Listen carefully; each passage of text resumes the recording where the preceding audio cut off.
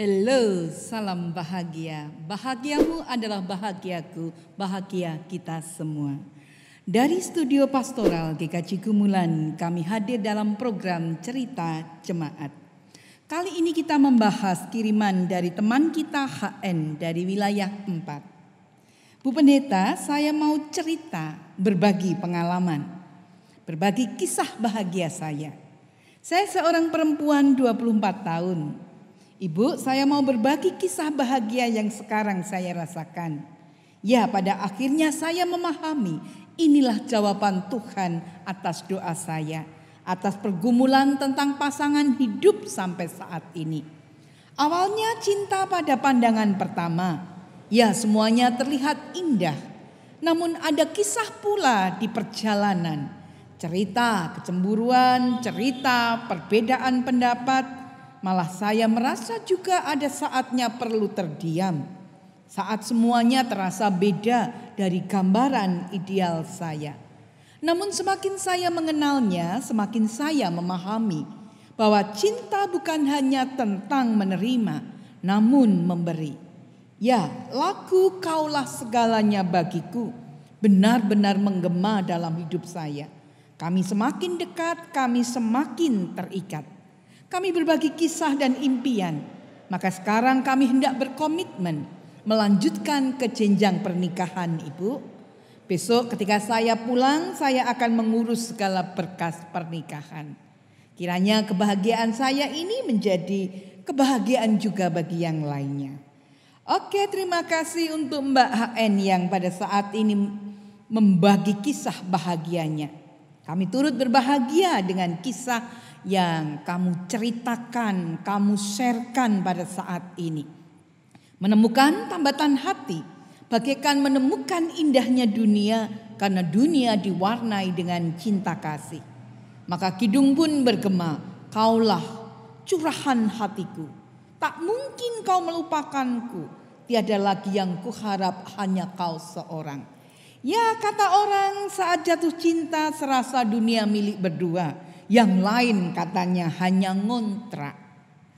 Bahagianya seorang lelaki ketika berkata kepada perempuan dan perempuan itu mengamininya. Banyak wanita yang telah berbuat baik, tetapi engkau melebihi mereka semua. Ya, semuanya itu karena cinta.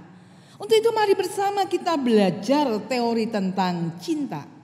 Seorang psikolog Amerika, Robert J. Sternberg, mengembangkan teori segitiga cinta, bukan cinta segitiga. Menurutnya, di dalam teori segitiga cinta, semua jenis hubungan baik pertemanan, kekasih, pasangan hidup, belahan jiwa, mestinya memiliki salah satu dari 3 elemen, yaitu keintiman, gairah, dan komitmen. Keintiman adalah komponen emosional meliputi kedekatan diri yang mengarah pada hubungan, kehangatan, dan kepercayaan. Gairah adalah komponen motivasional yang didasarkan pada dorongan dari dalam diri yang berhubung dengan hasrat fisik atau seksual. Komitmen adalah komponen yang berkaitan dengan pola pikir, meliputi keputusan untuk mencintai dan tetap bersama dengan orang yang dicintai. Tingkatan dari ketiga komponen tersebut bergantung pada persepsi setiap individu terhadap cinta. Cinta sebagai segitiga sama sisi. Ketiga belah sisi harus memiliki panjang yang sama. Bila tidak, maka konsep cinta tidak akan berlanjut dengan baik atau bahkan bertahan. Dan tentunya juga perlu diingat bahwa sebuah hubungan berkembang dan berbentuk dalam beragam warna cinta. Dan tentunya masing-masing memiliki tahapan yang berbeda. Cinta itu tidak statis. Cinta itu sangat dinamis. Maka mari belajar gambaran teori segitiga cinta. Yang pertama, cinta yang sempurna. Semua elemen atau 3 elemen sangat berimbang dalam cinta yang sempurna itu. Baik tingkat kepercayaan yang tinggi, gairah, dan komitmen yang penuh. Bagi pasangan yang baru menikah, mungkin sangat merasakan tipe cinta yang ideal ini. Namun tentunya dalam perjalanan selanjutnya, mereka baru akan menemukan jawaban. Apakah cinta yang mereka miliki adalah cinta yang sempurna atau dalam bentuk yang lain? Namun kita bisa merasakan cinta yang sempurna ketika kita melihat sepasang suami istri merayakan ulang tahun pernikahan yang ke-50. Mereka masih saling memandang dengan penuh gairah. Meski mungkin wajah mereka sudah berkeriput, rambut mereka beruban, tetapi mereka masih romantis, masih berpegangan tangan, bahkan masih bercinta. Masih menghabiskan banyak waktu bersama seolah orang lain itu tidak penting. Mungkin ini yang disebut cinta yang sempurna. Melihat dalam perjalanan sebuah usia percintaan. Yang kedua adalah dalam kategori suka. Jika keintiman adalah satu-satunya elemen yang ada di dalam hubungan, tanpa hasrat, tanpa gairah, tanpa komitmen, hasilnya adalah persahabatan. Dua orang yang menyukai satu dengan yang lainnya, menyukai dalam tanda petik, bukan mencintai satu dengan yang lainnya, hanya suka. Yang ketiga adalah nafsu. Jika gairah adalah satu-satunya yang mendominasi, hasilnya adalah keinginan fisik atau nafsu yang tentunya tidak berarti. Hubungan hanya didasarkan pada pemenuhan kebutuhan seksual, tidak ada ikatan emosi atau komitmen. Mungkin saat melihat cinta pada pandangan pertama, tidak berlanjut pada relasi selanjutnya. Atau mungkin cerita kisah cinta satu malam, hanya nafsu yang berbicara. Yang keempat adalah cinta yang hampa. Komitmen hanyalah elemen yang hadir. Tidak ada gairah fisik, tidak ada kedekatan emosional yang mendasarinya. Contohnya, pernikahan tanpa cinta. Mungkin karena dijodohkan. Namun mereka berkomitmen bukan karena mencintai. Tapi juga mereka takut bercerai karena alasan budaya, agama, atau alasan yang lainnya. Yang kelima adalah cinta yang romantis. Keintiman dan gairah adalah elemen yang mendominasi di dalamnya. Contohnya pasangan yang baru menjadi pasangan namun belum ada komitmen lebih lanjut. Contohnya yang lain, teman tapi mesra. Mereka mungkin memiliki ketertarikan, kedekatan yang kuat seolah-olah tidak terpisahkan. Namun mereka belum bersedia mewujud nyatakan sebuah komitmen. Yang keenam, cinta buta. Hubungan yang didasarkan pada gairah dan komitmen. Contohnya, dua sejoli yang bertemu di suatu tempat, bersenang-senang, lalu memutuskan menikah tanpa mereka mengenal satu dengan yang lain. Atau dua orang yang tertarik secara fisik berhubungan intim, hamil, kemudian mereka memutuskan menikah tanpa mereka mengenal satu dengan yang lainnya.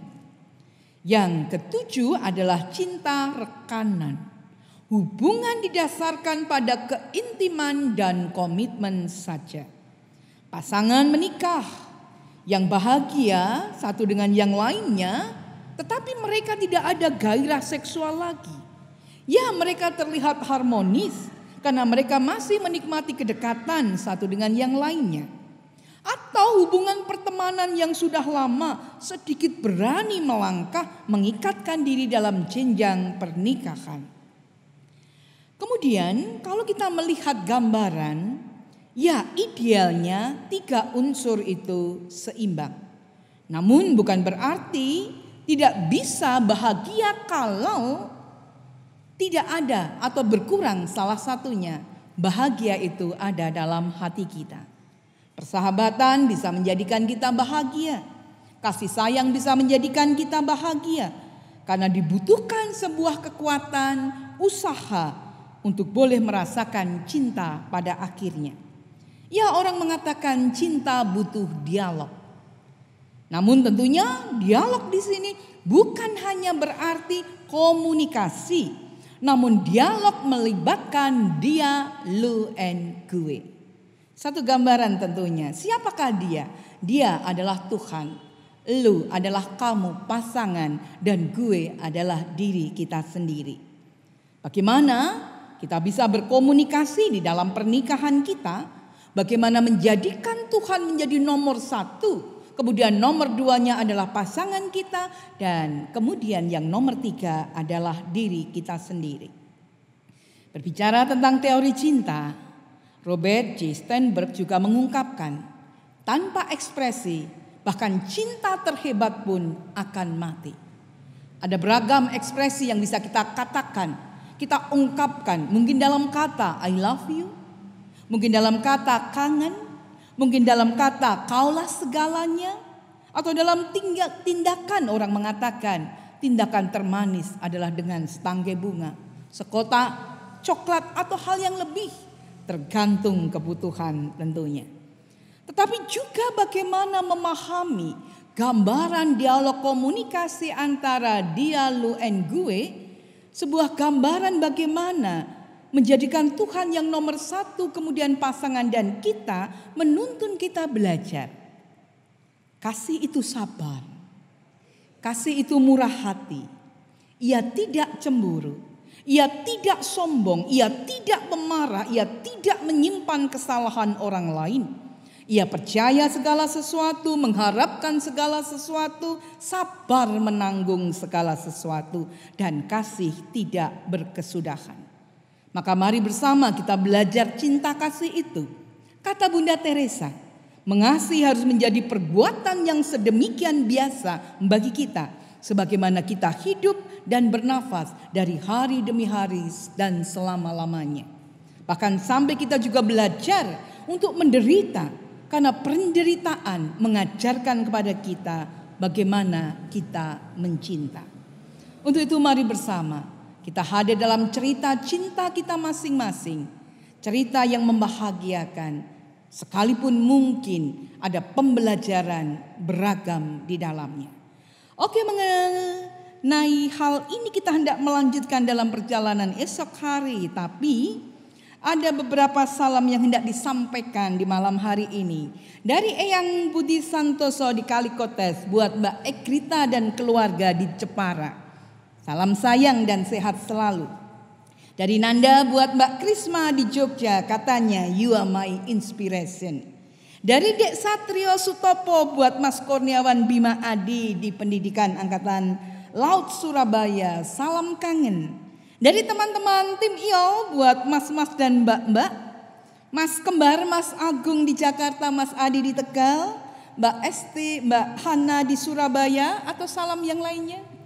Bisa disampaikan nanti salam-salam dari kita, dan kiranya salam bahagia senantiasa ada sebagaimana cerita bahagia kita saat ini. Kirimkan ceritamu, curhatan, pertanyaan, atau kirim salam apapun itu.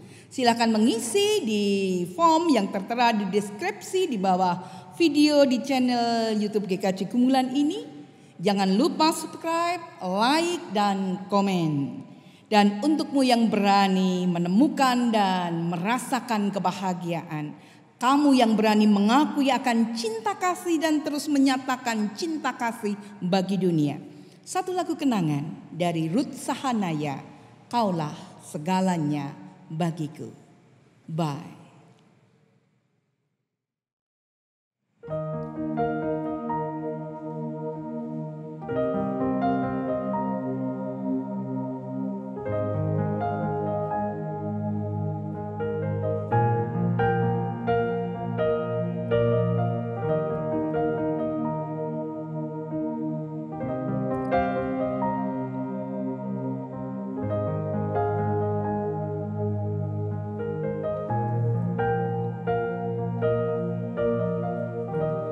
Mungkin hanya Tuhan yang tahu segalanya. Apa yang ku inginkan di saat-saat ini.